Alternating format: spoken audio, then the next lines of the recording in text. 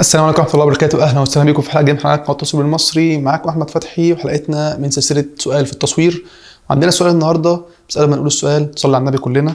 السؤال من محمد وقام، بيقول: لو بتصور بفلاش واحد بس ويدنج، ازاي اخلي جسم العروسة كله منور او اخلي مفيش ظل جنب مناخيرها؟ هو بيشتغل بفلاش واحد فعايز العروسة كلها منورة مفيش فيها ظل. احب اقول لك يا محمد ان الموضوع ده مش سهل، لان انت بمصدر اضاءة واحد مش قادر توجهه غير في اتجاه واحد.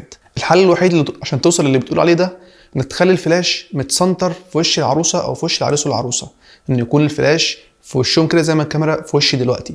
في الحاله دي انت عملت اضاءه كويسه ونورت الوش كله، بس خليت الوش كله فلات، يعني مفيش فيه كونتراست، مفيش حته غامقه عن حته، ففي تباين في الموضوع، مفيش عمق في الصوره. مش عمق اللي هو حاجه عميقه، لا يعني مفيش، بقت كلها فلات، بقى وش العروسه كله منور من اتجاه واحد. حلك ايه؟ انك تجيب الفلاش ب 45 درجه من زاويه من الزوايا، والناحيه التانيه تحط ريفليكتور هيعمل فيل لايت، فيخفف الظل او السواد من الناحيه التانيه، هتبقى الصوره كونتراستي والصوره حلوه وفيها عمق وباين ان هي 3 دي، او يعني في ابعاد، في عمق في الصوره، مش تحسها 2 دي كده. فحلك الوحيد انك تحب الناحيه التانيه تجيب ريفليكتور يعمل فيل لايت، او فلاش تاني الناحيه التانيه وما بيكونش بنفس قوه الفلاش الاولاني، ممكن يكون قوه اقل عشان بس يعمل فيل. انا مش عايز اخلي الوش كله يبقى منور ومفيش حته مظلمه او حته ظل. ازاي؟